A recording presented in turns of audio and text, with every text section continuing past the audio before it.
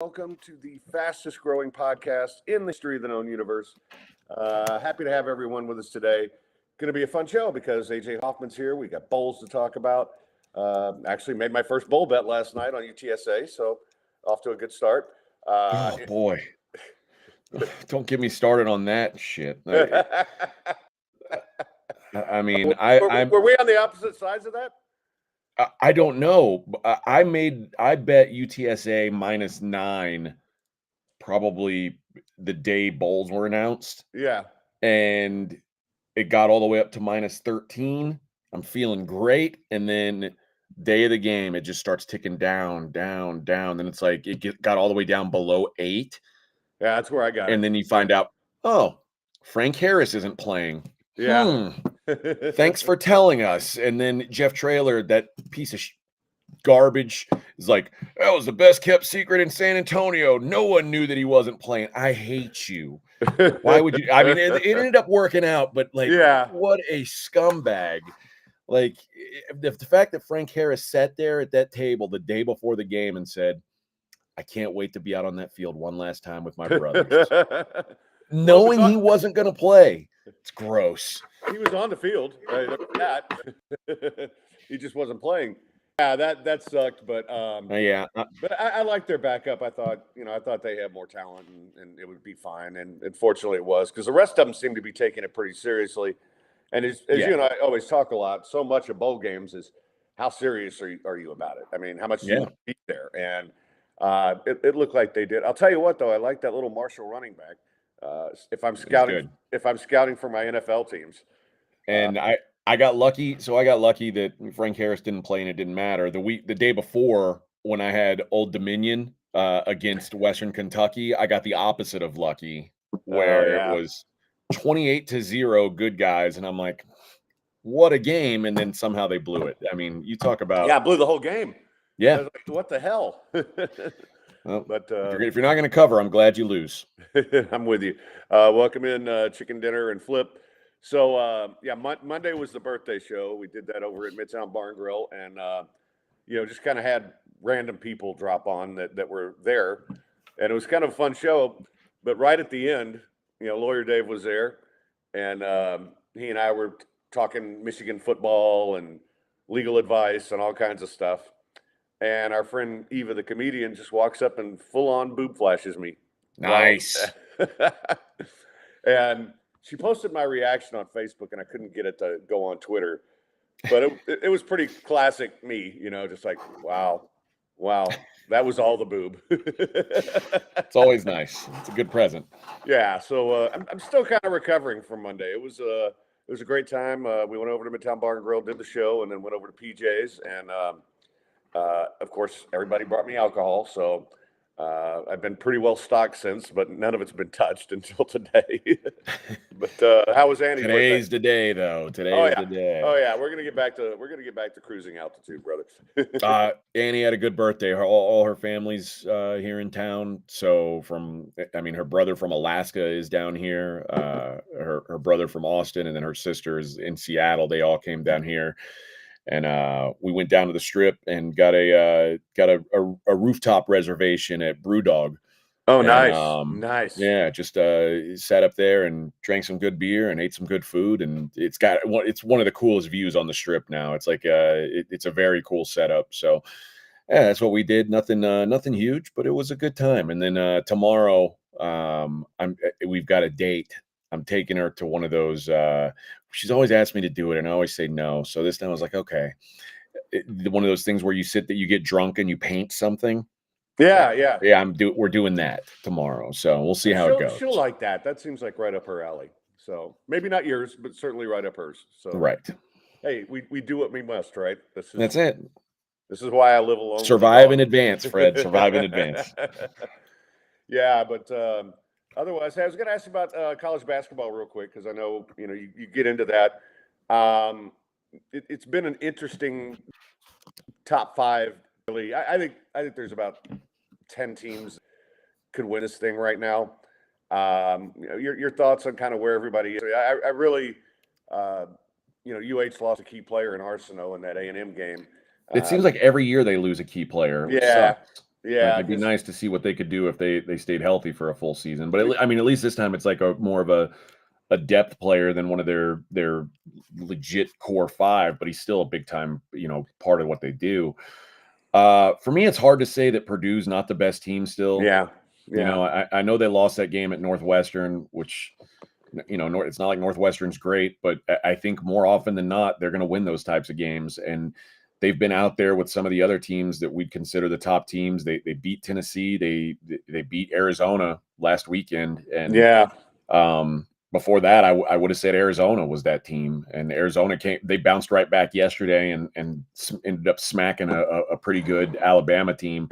So yeah, I think that it's Purdue. I just think that there's very few teams that are going to be able to contain Zach Edey, yeah, and that's a huge difference maker. I mean, Zach Edey is like he's a unicorn. He's very. I keep comparing him to Yao Ming.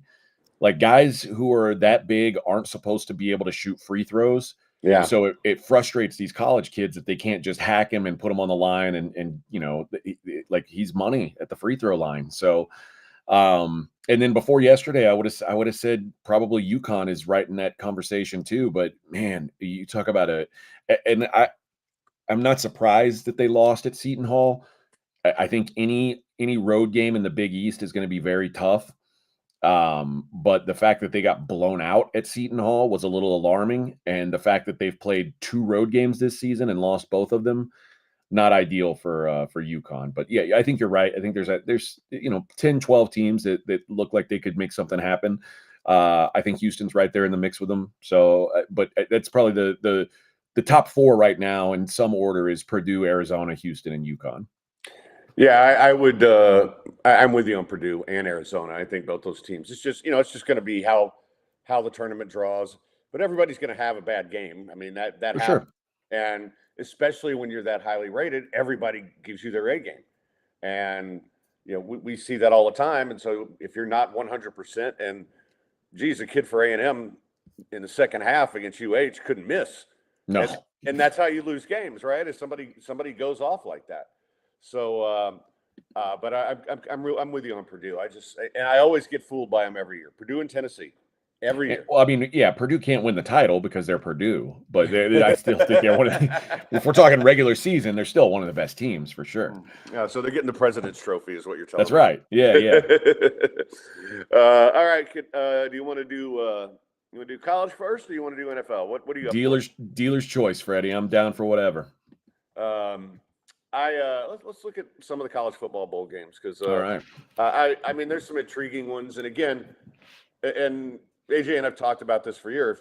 If you're going to bet on these things, you got to know which team is motivated to be there, and which one wants to be there and which one doesn't. And and as I look at some of these games, I'm like that have happened already. Well, I said we had UTSA, that was a good one. You had Old Dominion, but like even when Tech played Cal, it seemed like Tech needed that win, right? Yeah. And they were going to try everybody out there and try to win, and they did.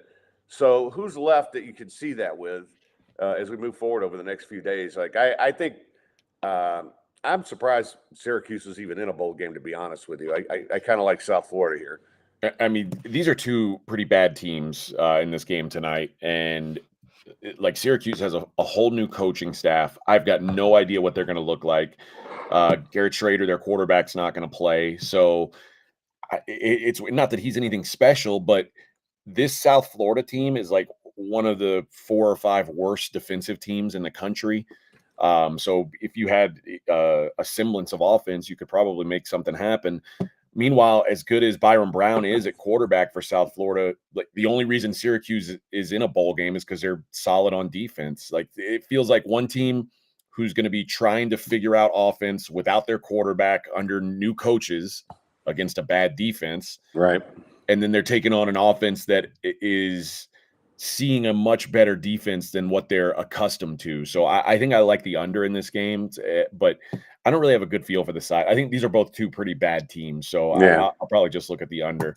As far as other teams who like you can feel a real motivational edge, I think I told you before bowl games were even announced, whoever Duke was playing, just fade Duke. and they happen to get matched up against Troy. And you've got Mike Elko gone. You've got now Troy's head coach is also gone. He took the Tulane job, and also was a candidate for the. But there's but somewhere between 7 and 10 Duke starters who are sitting out in this game, and including obviously Riley Leonard and Grayson Loftus, their backup quarterback, like a 53% passer. He's not very good, and this Troy defense is going to be the best unit on the field. So, like when you add up all the opt-outs, this is a pretty close game from a talent standpoint. Not having Elko is a big gut punch for that defense. So, yep. And I just can't imagine Duke even wants to be there. So I think Duke gets smacked around in that bowl. I 100% agree with you. Already punched a ticket on it. So there's a couple others where I'm looking at motivation, and Northern Illinois, I kind of like a little bit against Arkansas State. Not a bad team. They had their chances to win the MAC, and for them a bowl game's a big deal. You trot your guys out there and you go. So I like them a little bit too. So one of the things that I looked at, and I'll probably be against you on that one, is I'm looking at when it's two middle of the pack teams in their conferences, and I think Arkansas State and Northern Illinois are both middle of the pack teams. Which conference is better? And the MAC is so bad this year. So a middle of the pack MAC team versus a middle of the pack Sun Belt team. I think I lean to that Sun Belt team. And then the other thing is, Butch Jones, the head coach at Arkansas State, 6-1-1 ATS in bowl games. He cares. He has his guys ready. So that's a big deal to me. So I'll probably look at Arkansas State in that game. But to be fair, though, he's had his teams in some pretty meaningful bowl games. That's true. Cincinnati and even at Tennessee, but still, that's a damn good record. Let's see, what else do we got here? James Matt BC says he's on. Anything on that one? Under. So This is a really weird spot for so James Madison's, their whole coaching staff is gone. Ton of players in the transfer portal, but apparently a lot of those guys are planning on playing. I don't know for sure. I think if you think you probably don't. Yeah. But they did they were petitioning to get into this bowl game. So I would imagine they care, but they don't have a coaching staff. Obviously, Air Force, you don't get to opt out or transfer. They don't go by the normal rules. But that's why I typically love service academies and bowl games. You remember when Army played Houston one year, and I was like, this is the bowl spot of the year. Army is going to smash Houston's guts in, and they did. Air Force did it 1 year too, and that was the second year in a row Houston had gone to the same bowl with a better record, and they had no interest in being there, and Air Force just smashed the crap out of them. The service academies play hard in these things. Air Force 5-1 straight up ATS in their last 6 bowl games, going all the way back to 2014. That includes 3 outright wins as dogs. But this James Madison team, anytime you play a service academy, can you stop the run? And James Madison is top 5 in almost every run stopping metric. So it ends up, I don't want to side. I think there's too many question marks about who's going to play for James Madison, but the assumption to me is they're going to be able to stop the run. The assumption to me is Air Force is not going to change what they are. They're going to run the ball. The clock's going to keep moving. I like the under in this game. All right. Anything on Utah Northwestern? Anything jump out at you there? Yeah, it's hard for me. It's hard to want to back a Utah team. You talk about motivation. This is a good one because Utah's won the Pac-12 the last couple of years. They've been playing in the Rose Bowl. Now they're playing in the SRS Distribution Las Vegas Bowl against Northwestern. Meanwhile, Northwestern, they've been proving people wrong all season. Remember, people were tripping over themselves to get in line to bet under 3.5 wins on this team. And here they are with 7 wins. And, you talk about questions at quarterback. Bryson Barnes is in the portal. As far as I know, he's expected to play for Utah, but I don't know. But we saw what Luke Batari was in the Colorado game. And if he's playing, woof, it's gross. and the Utes are going to be without their top wide receiver. He's going into the draft. The crowd edge will certainly be with Utah here. There's a lot of Utah fans here in Vegas, but it's still not a home game, and Utah is just so much better at home. I leaned to Northwestern. They won 4 of their last 5 to get to a bowl game. Northwestern doesn't go to bowls every year. This is a big deal to them. So I'd like a 7, but that's the only way I'd look is Northwestern, I believe. Anything on any of the other Saturday games? You got Georgia State, Utah State. You got Coastal and San Jose, and South Alabama, Eastern Michigan. I love San Jose State here. This is a shell of a Coastal team. Everybody opted out, including Grayson McCall. I think it's going to be third stringer Ethan Vasco playing quarterback. Played in 3 games this year. Not he wasn't terrible, but just going to be so many key guys out. And San Jose State, you talk about a team who started out the season just dead. They were 1-5. Yeah. Now you look back and they played USC, Oregon State, Toledo, Air Force, Boise. That's a tough run. So you can say, okay, maybe that's why they got off to a rough start. But they won their last 6 games. They're used to this travel. San Jose State made the trip already to Hawaii this year. They make it every other year. This is a business trip for them. This isn't a vacation. So they're going there to play. And Chevon Cordero, former Hawaii quarterback, last college football game in front of all his people. I guarantee there's going to be a very heavy San Jose State crowd advantage there. So I like San Jose State. I agree 100%. So the Tuesday games, we're just going to go up through the 27th because we'll do this again next week and we'll get right on after that.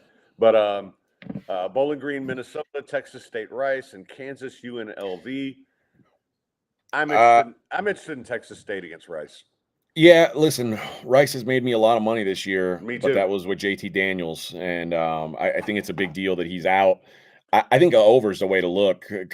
I still think, Padgett is a fine quarterback, a fine backup.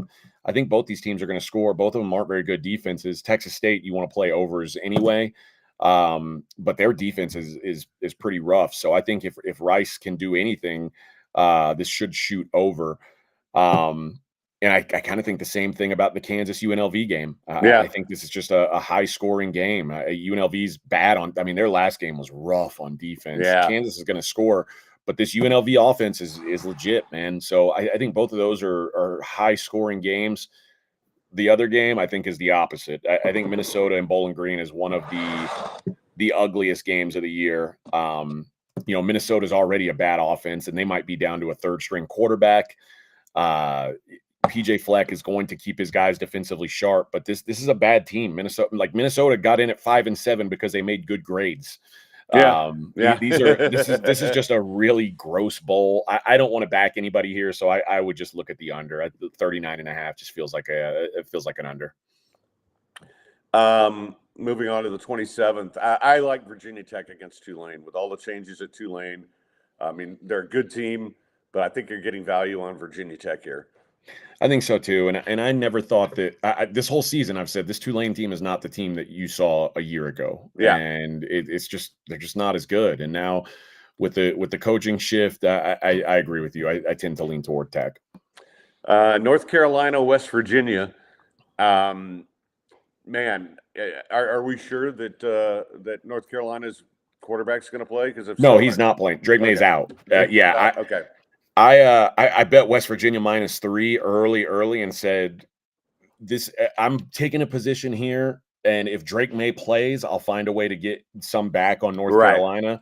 But if he's out, I'm going to feel really good about having a West Virginia -3 in my pocket, and that's what happened. So yeah, I'm feeling good about that. As it stands now, probably a no play for me. I would say, Drake May's out, play the under, but North Carolina's defense is just awful. Yeah. So this will probably be one of the games I'm least confident in this season. Louisville at USC. I think Louisville's a pretty good team, but they just, I don't trust their quarterback at all. And I do hope that Jeff Brom gets somebody special, because I think he can put together a really good team there. But I also don't know what the hell's going on at USC. They still can't stop anybody, and no Caleb Williams. I have no idea what's going on there. Yeah, I lean to Louisville here. I think USC's better, but who cares who's going to play? This was a team like these are opposite teams. Louisville was expecting to have an okay season. It was a first year head coach. They did improve, but no one thought they'd be playing for the ACC championship. Right. Meanwhile, USC was supposed to be in the college football playoff, and instead they stink and they're here without their quarterback, without any who's going to want to be interested in this game? I don't know. I don't know if I mean there's people talking about Lincoln Riley may not have a job, so got ugly in a hurry at USC. So I've got no interest in putting money on the Trojans right now. All right, I actually like Okie Light against Aggie in that game. I think with everything that's gone on at A&M, with all the transfer portal guys, with the coaches, I'm with you. I like. Yeah, and I don't really like this Oklahoma State team. I think they were No. overrated all year. And I think like when you saw the Big 12 championship, it kind of got exposed how not good they are.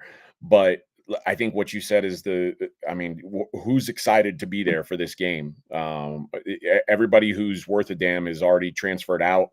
I do think they made a good hire in Mike Elko, but that doesn't matter right now. And right now, things are ugly in College Station. So, yeah, I'm with you on that. I think A&M is much like Duke, one of those teams that no interest in right now. All right, there are 3 early games on the 28th, so we should bounce through those real quick. SMU and Boston College. I've liked this SMU team all year, but Boston College is kind of sneaky, and I don't know how motivated SMU is going to be for this. I like SMU, but more than anything, I like the under. I think everybody talks about SMU and how good their offense was with Preston Stone, and it was awesome.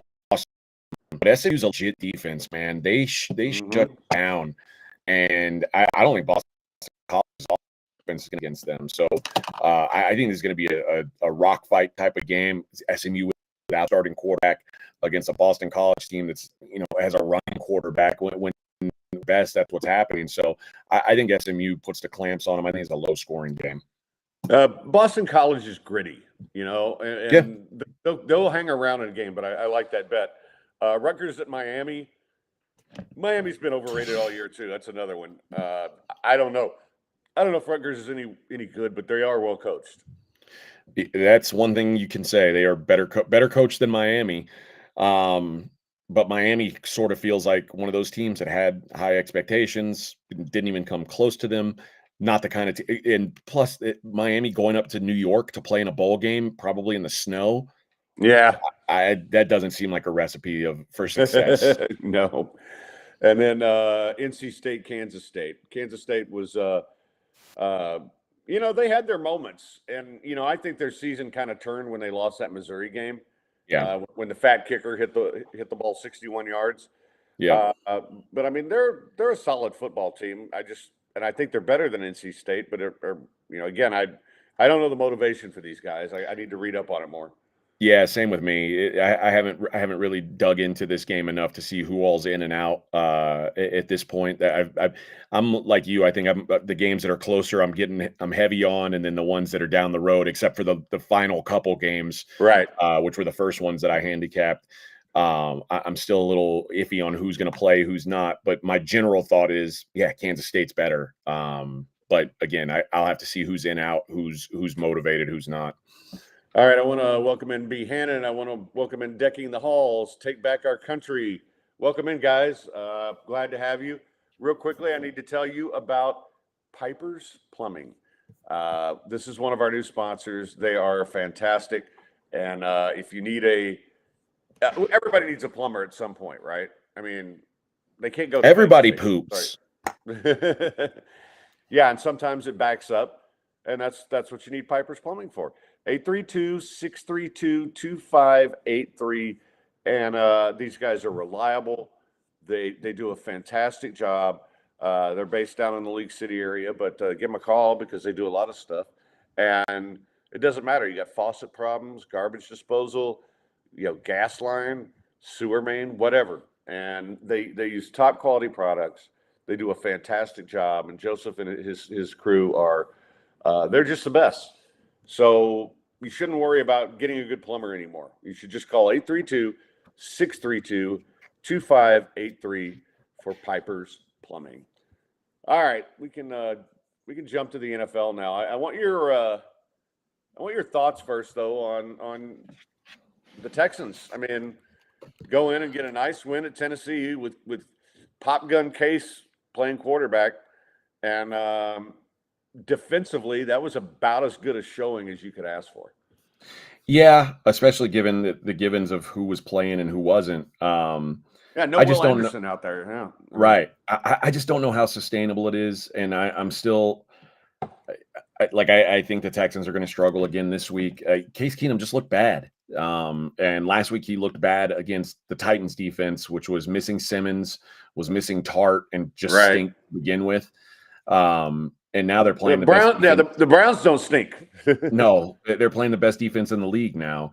I think there was also there was such the Titans wearing those Oilers uniforms was the dumbest thing you could have done. And I mean, when they, especially you know, when you want to do that, you want to do that when you're clearly the better team, and you have a good feeling that you're going to win. The idea that they wore those uniforms when they're the worst team in their division and had a bunch of guys bang. It was just a bad idea, and I think the Texans were extra motivated, and the Titans probably should have won that game, but they found a way to screw it up. That's what bad teams do. It was a good win for the Texans, kept them alive. I still don't. I thought they were going to get Stroud back this week, and I was like, man, this is a good opportunity. But not having him this week is a real bummer, and it almost feels like it's going to take away, like it's going to kill off any momentum that they had, because I just don't think they can beat the Browns with Case Keenum. Yeah, what Case reminds me of, and I have a couple other thoughts that I wanted to share about this game, but what Case reminds me of is Peyton's last year with the Broncos. They won the Super Bowl because he knew where to put the ball. He just didn't have the arm to do it, right? And that's what you see with Case. I mean, the interception, nobody will say this. The back ran the wrong route. He was supposed to stop on the pick six. But, otherwise, I mean, he's putting the ball in the right places, but Jesus, it looks like my arm out there. I mean, it looks like he's shot putting. And, he just doesn't have and he never had the strongest arm. But he always, had a strong enough arm. And now it's just, he makes the right decisions, just not going to the right place. But two things about that. And he also kind of holds the ball too long. Like 4 sacks against the Titans. Like now you got to play the best pass rush in the NFL. Like if you're sacked 4 times by the Simmons-less Titans, what's Myles Garrett going to do to that guy? I just hope George Fan is back next week, because Andy Heck, you and I could beat him on the pass rush. That was brutal all day. But the Dalton Schultz catch where he took the ball away, I think that won the game for him. That was no doubt. That was grown man shit. Yeah, that was badass. And and I think Noah Brown showing up they're so thin at receiver right now. Okay, so I have a horrible story about this. We do a little shotgun at PJ's every Sunday, right? You just put in $10, you win 100 if your number hits, right? I had 8. Singletary breaks off, scores a touchdown. I'm like, oh shit, Texans win, and I win the pool. And everybody's congratulating me. And then 2 minutes later, the goddamn flag comes up. I'm like, oh, fuck you. Yeah. Yeah, I was about to buy everybody shots. We're going to spend the whole $100 right there. No. So anyway. Oh, and I have a fantasy story to tell you. So last week I go to set my lineup. I'm all excited because my matchups are like through the roof, right? Like Brock Purdy versus Arizona and stuff like that. And so I start putting my lineup together, and then I look up to see who I'm supposed to play, and it says bye. I mean, there's worse things. You didn't lose. No, but yeah, now this week I got the worst matchups in the world. Yeah. I had the best record all year, and I'm going to lose. You know how this works, right? That's how it works, Freddie.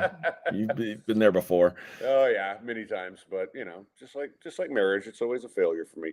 But all right, so let's get to some of the other enough stuff. Let's start with tonight. We got New Orleans at the Rams. The Rams have been really, really hot lately. I think the Rams are like one of the 8 or 9 best teams in the league. I agree. I mean, it sounds crazy, but when they're all healthy, and you're seeing Kyron Williams make such a difference for this Rams team, having a viable running game that's not like the corpse of Cam Akers or Daryl Henderson or Yeah. Royce Freeman. With those guys, they stunk. The whole time Kyron Williams was on the IR, they stunk. Since he's been back, he is a machine. And you see Cooper Kupp now playing at a super high level. I think the Rams are just way better than people want to give them credit for. And the Saints are not good. I No. don't care what anyone tries to convince me. The Saints are bad. And beating the Giants and the Panthers in back-to-back weeks does not change my mind about the Saints. They've beaten no one this season. They don't have a win on their schedule that you look at and go, oh, well, that's a good win. Like their best win this year is the Indianapolis Colts. Yeah, that's it. I mean, that's a good win, but yeah, I mean, if that's your best win, that's a problem. You need more than one of those. Yeah. So I think this team is, I mean, they're 7-7. We knew going into the season they had them and the Falcons had the two easiest schedules in the league. Which is why everybody liked the Saints or the Falcons to win the division. The fact that they're in a dogfight just tells you how much they've underperformed what they should. This defense that everybody thought was really good at the beginning of the season, turns out they're not that good. And no. But there's people who are like, well, look at them the last 2 weeks. Well, yeah, when you play Bryce Young and Tommy DeVito, you're going to look pretty good. And I just think they're phony. I think the Rams are on a different level. They're not a huge home field advantage for the Rams, but I don't think it matters, man. I just think they're a much better team. Yeah, I agree. It's kind of funny. This is another unrelated story, but so Sunday at PJ's, everybody, like, we have some great cooks, right? And they bring great food. It's free. We sit and watch the games, and I watch Texans and then Red Zone on the other channel. And there's one guy that comes every week who's a huge Saints fan. And he comes in, and PJ takes one look at him and says, I'm sorry, you're banned. I mean, just as serious as you can be. And I'm like, what? He's like, what did I do? What did I do? Yeah, he's the quietest guy at the bar. What the hell? But nope, no, sir, you're not allowed. And then he goes, oh, you're playing the Giants today. So, yeah, because PJ's a huge Giants fan. But he did it with such a straight face. And, you know, the kid laughed his ass off, and he was all excited because, you know, for them to win the division, the Panthers beating the Falcons was a big deal. Yeah, they needed that. So I mean, I don't think any of these teams coming out of that division is going to do anything. Although, no, I have to say though, that might be the best I've ever seen Baker Mayfield play last week. Yeah, and they're going to catch the Cowboys on the road, so who knows? Yeah. Yeah, this is that division is just it's garbage. All right, so the Saturday games, we've got Cincinnati at Pittsburgh. I every time I give up on Pittsburgh, they win a game, but man, they just look awful. I mean, there's just nothing there. Okay, so here's some positives for the Steelers. Okay, I knew you were going to have them.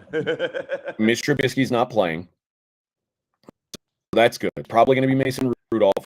Love, but it's not. I like him better than than Mitch Trubisky. Yeah, and there's still a possibility that Kenny Pickett plays, which is like sort of a free roll. He was limited in practice, but he could be out there.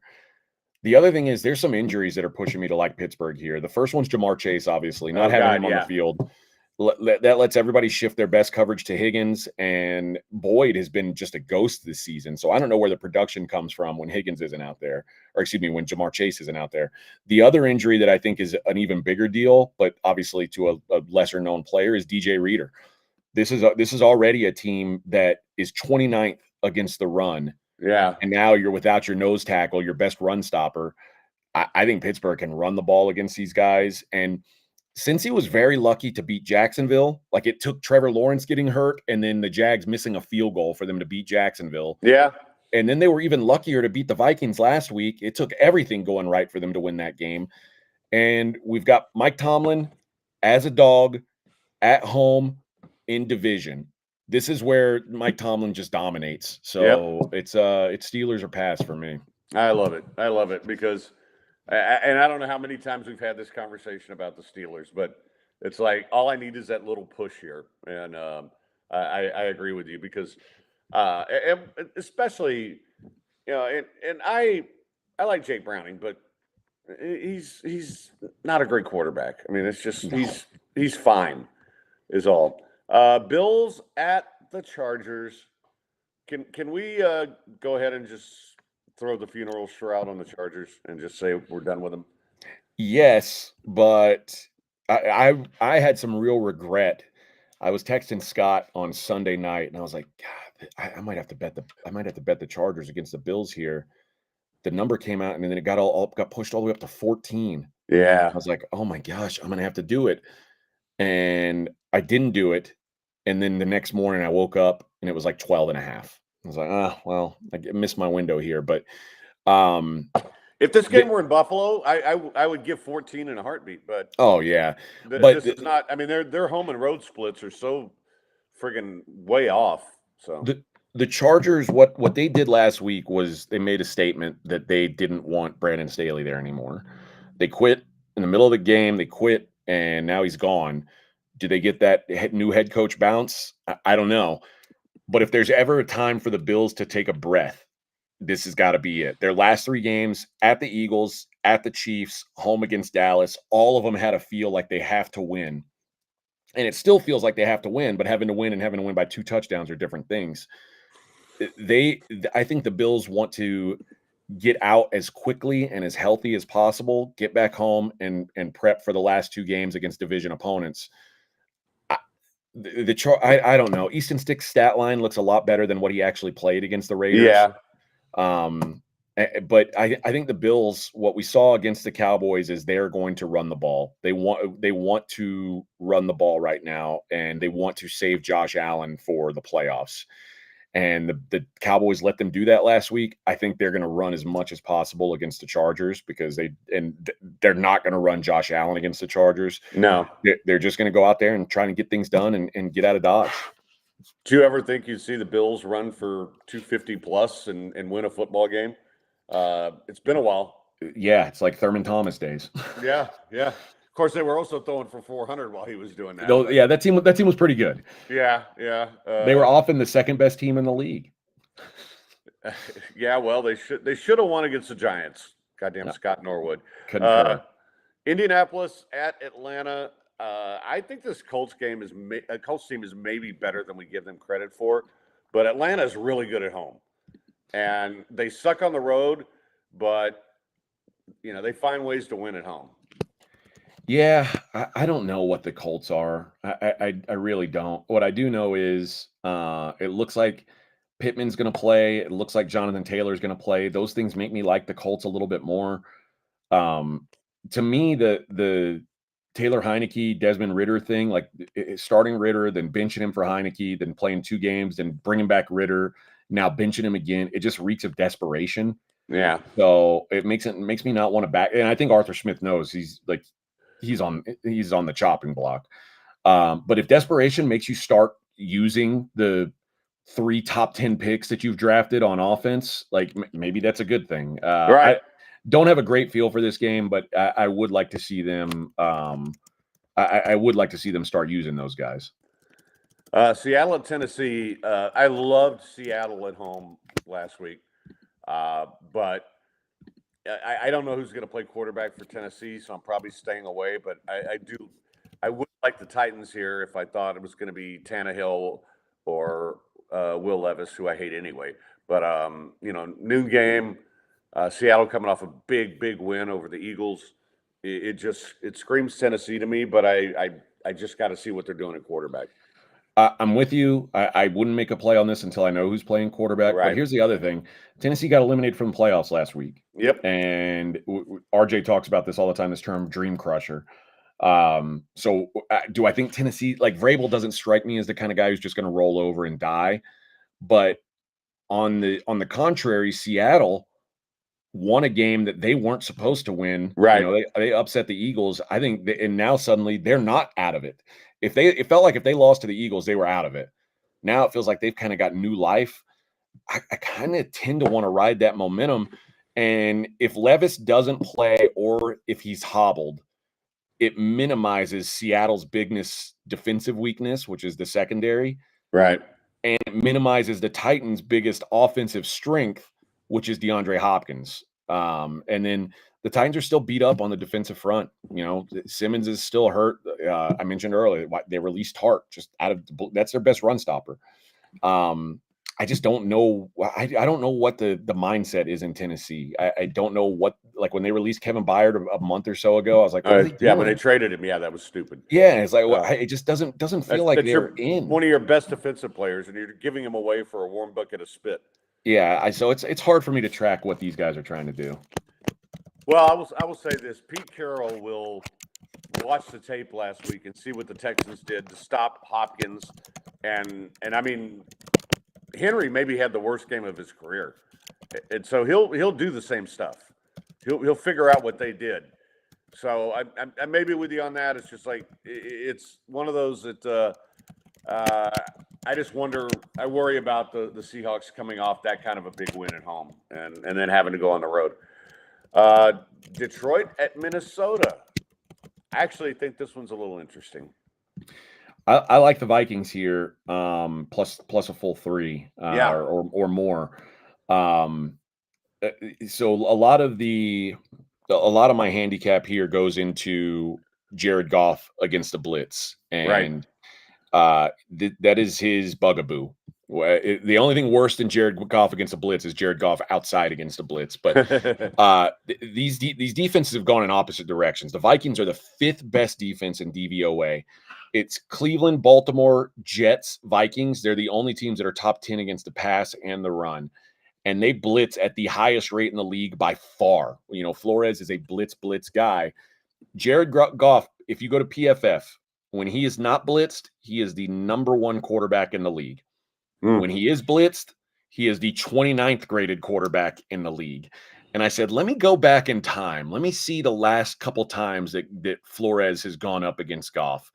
And the last time they played was in 2020 when Goff was with the Rams and Flores was coaching the Dolphins. Goff threw 2 picks. He had a quarterback of 8.5, a QBR rate. Wow. And then in the Super Bowl, remember, Flores was a defensive assistant on that Patriots team. 4 sacks, a pick, QBR 16. I think this dude owns Jared Goff. And I also think you get a desperate Vikings team here. We talked about how the Bengals got lucky to beat the Vikings. That was a game that the Vikings needed and lost. I think they're in desperation mode. And I think the injury to Alexander Madison is a good thing for the Vikings. Right. Ty Chandler is so much better. And keeping him out there is to me a positive. Justin Jefferson looked really good in his return. So I think the Vikings are a playoff team. This is the kind of game they've got to have. So give me the Vikes.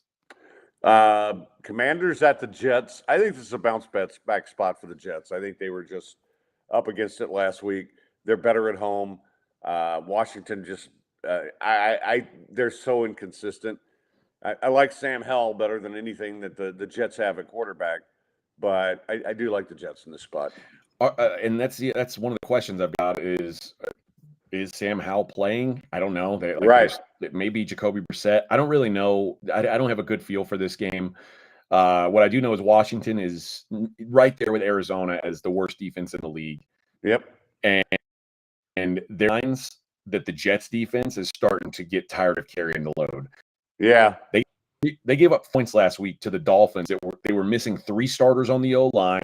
They were missing the best receiver in the league, still gave up 30. Yeah. And then the Commanders traded away Sweat and Chase Young. They're allowing 33 points per game. The total in this game is 37. I don't know who's playing quarterback for either team, but I imagine whoever it is, they're good for a couple turnovers. So I just think these defenses are just gassed. So I actually like an over in this game. All right. That's actually a very cool analysis. Green Bay at Carolina. Green Bay has started to expose itself. Look, Carolina's not any good, but they found a way to win last week. I think they're going to have to win 9-7 again if they can hold Green Bay to 7 points. This falls under the rule of thumb that has saved me all season. If there's a bad team and they're laying a field goal or more on the road, I don't care. Go the other way. Yep. I don't care. You know how many times this saved me from betting on the Chargers this year? A ton. It saved me from betting on the Saints at Minnesota a couple weeks ago. Yep. Last week, it saved me from betting the Falcons against these same Panthers. Like, you just don't do it. And the Packers are not a good team. Panthers are fighting, man. They're 2-1 ATS since they fired Reich. They're playing hard. The defense is actually pretty solid, especially against the pass, and they're just better at home than on the road. Both of their wins came at home. Bryce Young's passer rating 24 points higher at home. Completion percentage 14 points better at home. Yards per attempt 5.1 on the road, 5.6 at home. And this Green Bay defense is just so bad. Yeah. 29th in defense overall, just outside the bottom 5 in rushing percentage. So if the way to beat Carolina is to run the ball on them, and Green Bay just doesn't run. Last week they were favored by 5 at the Giants with DeVito. That was the last road game they played, and they lost outright. I just don't. If you can't beat Tommy DeVito on the road, why should I feel good about you covering 5 against Bryce Young? So Carolina or pass. I just want to go on record as to the one Packers fan that I went out with early in the season who never called me back. Ooh. Ha! I'm glad you suck. Cleveland and Houston, we talked a little bit about this. Man, why did it take so long for somebody to pull Joe Flacco off the couch? I mean, you're trotting Bailey Zappies out there and whatever the Jets are throwing out there. And listen, he's not an elite quarterback anymore. No. But he's a solid player who can win games for you. And he made some mistakes last week, and he'll make them again, but he also made some plays. This reminds me, like, remember when the joke was, is Joe Flacco elite? Is Yeah. Joe Flacco elite? Or is he just a game manager playing with this great defense? I don't know what the answer was back then, but I do know that Joe Flacco won a Super Bowl playing a game managing style with an elite defense. Guess what he's got right now? an elite defense. Like, I think Flacco is good enough. I think the Browns are a wildly underrated team. They haven't had good quarterback play all year. No, even when Watson was in there. Yeah. So, whatever you want to say about them, they're going to make the playoffs, and they've had bad quarterback play. You know how hard it is to make the playoffs when you haven't had good quarterback play all year long? It's almost impossible. And the Browns, that's how good their defense is. And he's finding a way to win them games. I don't think the Texans can sustain a respectable level of play without Stroud in there. It's just it's too much. I would push back a little bit. I think Flacco was elite in that playoff run where he threw the 11 touchdowns and no interceptions. And I mean, that was the best stretch of his career, and it came at the perfect time. But almost his entire career was him being a game manager for a really good defense. And the Ravens, they were consistently there every year. They were one of the best teams in the league. And the one thing I'll just say is when you watch these two quarterbacks Sunday, Flacco still has an arm. Like, he can still get the ball in there. It's not the rocket he used to have, but you watch that versus Case Keenum's pop gun, and you will definitely see the difference. Yeah. Jacksonville at Tampa. It's an interesting game. We talked about this earlier. I think we saw Baker Mayfield's best game as a pro last week. Yeah, this one's tough because we don't know who's going to play quarterback for Jacksonville. Right. If Trevor Lawrence plays, this line is – Fezzik called it a split line where basically if Lawrence plays, it's going to go to Jacksonville minus 2.5. If Lawrence doesn't play, it's going to go to Jacksonville plus 3.5. So there's a big giant question mark hanging over this. If you feel like you have an idea if he's going to play or not, you can make a play now. I don't, so I'm not going to. I think we've only seen once this year. Brock Purdy's the only guy who got concussed and then played the next week, the only quarterback. So my general thought is he probably won't play. If you like Tampa, I would play it now. If you like Jacksonville, I'd wait. What I will say is Golston and Vita Vea came back to practice for Tampa, and that's huge for them against the run. Yeah. And if it's CJ Beathard playing and Jacksonville has to run, at least Tampa got their run stoppers back. That's a big deal. I'm still not totally sold on Tampa, but I just feel like these Jags are kind of spiraling out of control, even when Lawrence is out there. So if he's not there, ugh. Yeah, I don't like the way they've been playing, and I don't like quarterbacks coming off concussions. They almost never play well the first game back. Arizona, Chicago, which ordinarily I'd say, yeah, this is total garbage. But you know what? I like some of what the Bears are doing, and I just want your thought because if that kid catches that Hail Mary last week, does that Yeah. not change the entire 2024 plan for the Bears? So you know what? Justin Fields might be our guy. Let's go get Marvin Harrison Jr. Maybe. Now, I mean, I don't know, but suddenly you've got a decent record. You're outside chance of at least sniffing the playoffs, but he drops the ball, and now they're back to being the Bears. Here's what I don't like about the Bears and why I think the Bears are a little overvalued right now. Everybody's talking about since Scott Seidenberg, who I do the show with, he was talking about this, and I was like, dude, the defense has turned a corner, and I don't know that it has. The first game they had him, they gave up 24 points to the Saints. The Saints stink. Then they held Bryce Young and the Panthers to 13. Okay, let's give them a trophy. They played the Lions indoors and gave up 31, and they lost the game despite Goff throwing 3 picks. They still lost to indoor Goff. Then they played Josh Dobbs, and they held the Vikings to 10 points. Then they played outdoor Goff, 13 points. Yeah. And then you played the Browns with Joe Flacco. The Browns still put up 20, even though Joe Flacco threw it away 3 times. Yeah. I just think that people are like, the Bears haven't played. The one good quarterback they've played was indoor Jared Goff, and he put up 31 on them. Yeah. Arizona outdoors, Kyler Murray outdoors. I'm not so sure how I feel about it, but Kyler Murray is an underdog. Like if you look at Kyler Murray ATS as a dog, I mean, he's very, very good in these situations. Nearly 2 out of 3 times he's winning.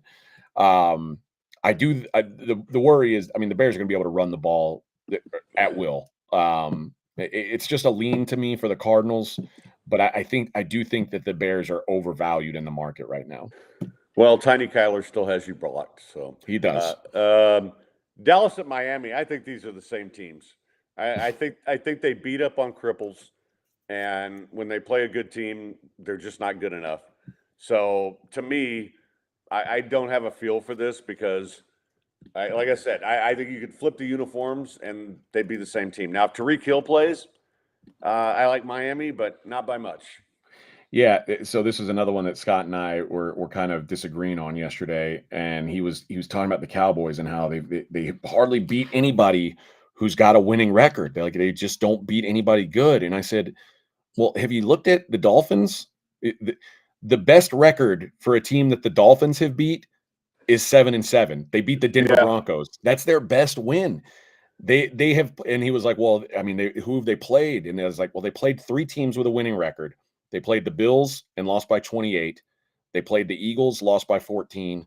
They played the Chiefs and lost by 7. They are 0-3 against teams with a winning record. I think you're right. I think these teams are kind of mirror images of each other. The concern to me is like the Dolphins last week, their secondary was so banged up. Xavier Howard, Cam Smith, like their nickel and their starting corner, and then Deshaun Elliott and Javon Holland, both their starting safeties are dealing with injuries. And last week you didn't notice it because they played the New York Jets. So who cares who's in the secondary when you play Zach Wilson against Dak? It's a different conversation. The Jets have one receiver. The Jets have one receiver, and you can double team him, and that's it. And the Cowboys are 9-1 ATS the last 10 games coming off a loss. Yeah. And on PFF, the same place where I got those Jared Goff numbers, you can hit a tab and it says like kept clean versus under pressure. Tua, when kept clean, number 1 quarterback in PFF. Under pressure, 30th. Wow. Dolphins have a bunch of injuries on the offensive line, and the Cowboys pass rush pretty damn good. I kind of lean to the Cowboys here. Yeah, I'm with you, but I don't feel strongly about it. New England at Denver. You know, Denver's played some pretty good football last week aside. I don't know what they offense, but then again, you get Sean Payton yelling at Russell Wilson and all this stuff going on. And New England to me is just a joke right now. I mean, I know they popped up and won one, but Jesus. Yeah, this is a really, really ugly game, and I'm going to go with an under here. And you're going to look at that number and say 34.5. How are we going under 34.5? Well, I've talked a lot about the Broncos being lucky and like having the turnover margin that they've had. Yep. And part of why they're not turning the ball over is they're being super conservative on offense. They're not taking shots and they don't want variance. So they're playing very cautious. Right. New England has no explosiveness. So I don't know why Denver would change their approach. They're just going to grind on you, and the clock's going to be running. And Bailey Zappi, since he's taken over, has leaned so heavily on Hunter Henry. Broncos are getting Kareem Jackson back from suspension. That's their tight end coverage guy. Right. If you take away that Zappi safety blanket, I think it makes it harder for him to do anything. So under's the way I'm looking in this game. I think that's brilliant. 3 Monday games. We got your Las Vegas Raiders at Kansas City. I like the way the Raiders have been playing since they made the coaching change, and I don't like the way Kansas City offense has played all year. But I kind of feel like this is a get right for KC. Yeah, I think you're probably right. I think what we saw last week from the Raiders is not real. Like that was an anomaly. That was against a team that had just absolutely rolled over and quit. And if you look at the games, the Aiden O'Connell games before that, the Raiders were averaging 11.5 points per game. So what do you think the truth is? This one game against a team that's quit, or the 4 other games that said this offense is just not very good? So I tend to think that the Chiefs can get right here. I hate the idea of laying a big number with the Chiefs. It's not fun because I just don't trust them to get margin. I mean, they could have covered last week and they didn't because they didn't want to kick a meaningless field goal. They play a lot closer games than they should. So not necessarily looking to lay it, but I think they're trying to trick people into backing the Raiders based on what the Raiders did last week. Don't fall for that. Giants at Philadelphia. This has got to be a bounce back for the Eagles, right? I think so. I mean, I think the Eagles. The thing that I like about the Eagles went like 6 or 7 weeks in a row where they got outplayed in every game. They won some of those, they lost some of them, but they were getting outgained, just basically outplayed in every game. Remember, they beat the Chiefs and they beat the Bills, and they shouldn't have won either one of those games. And I think when you look at that, and then you look last week, they were way better than the Seahawks, and they didn't win. That makes me think that they're getting some confidence back.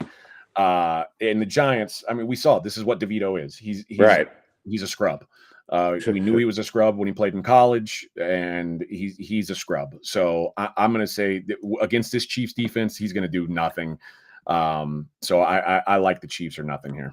Yeah, the Chiefs actually have played really good defense, by the way.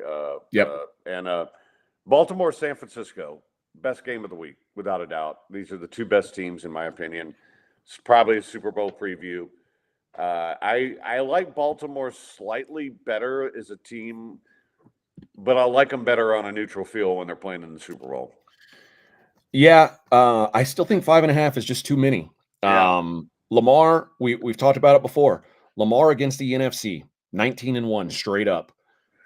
When you're not used to seeing Lamar Jackson, he becomes a problem. Lamar as a dog or a favorite of less than a field goal, 15-1 ATS. This guy is just he covers games. And there's some concerns right now for the 49ers from a health standpoint. Last week, Javon Hargrave and Eric Armstead didn't play. They're 2 defensive tackles.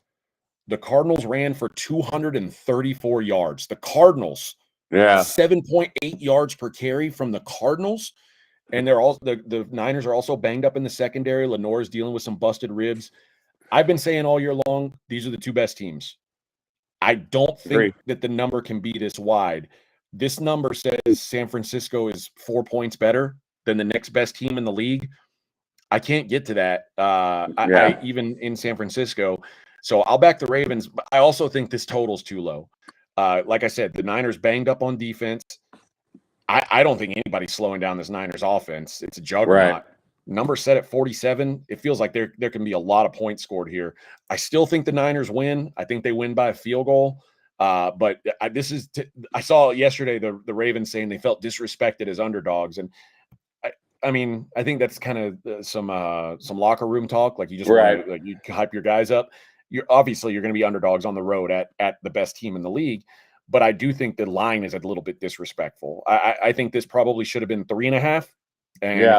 if it were 3.5, I'd steer clear. But get me on the right side of that 4. Give me a little cushion. I'll take it with the Ravens. All right. So I know you haven't had much chance to watch TV, but there's a couple things I wanted to throw out there. Give them to me. The new Fargo. I don't know if you've had a chance to see it yet. I have not. Because Worth a look. Yeah, the last few years were kind of garbage.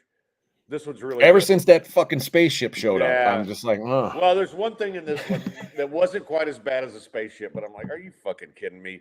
But it's got John Hamm, it's got Juno Temple, Jennifer Jason Leigh plays a real asshole, and it's so far so good. So I would say it's only five or six episodes in, I think. And then the new Reacher, they dropped the first 3 on Friday.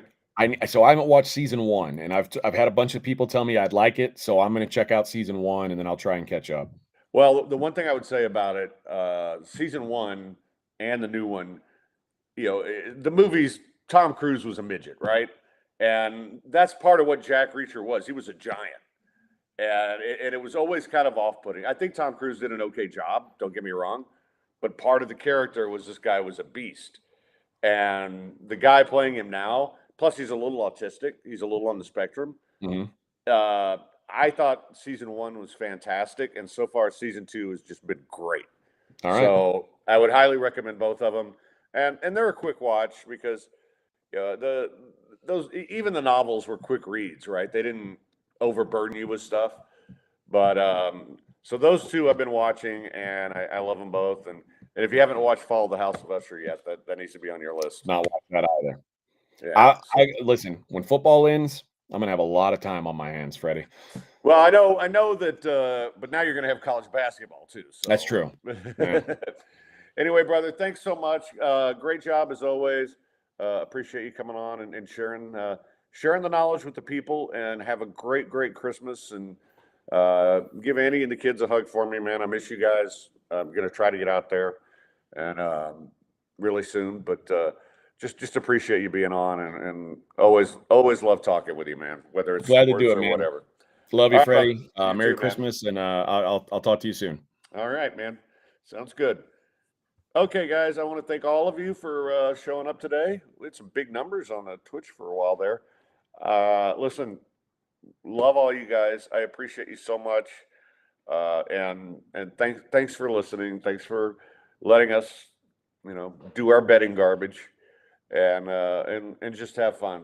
So there will be no show on Monday, obviously, for Christmas. So I hope everybody has an awesome Christmas or Hanukkah or whatever it is that you celebrate. Or if you don't celebrate, just get drunk for Christmas. That's cool. But I thank you guys so much. It's been so awesome getting this thing going again, and being able to talk with all you guys again. Has really been and I mentioned this, been a horrible fucking year, and just being able to do this again has given me so much joy. So I can't thank you guys enough. And I mean, yeah, you didn't flash boobs at me like Eva did on Monday, but that's okay. That's okay. So until next Thursday, we'll go through all the rest of the bowls that we didn't hit on today, and we'll just have a good time. And till then, stay sportsy, Gulf Coast badasses.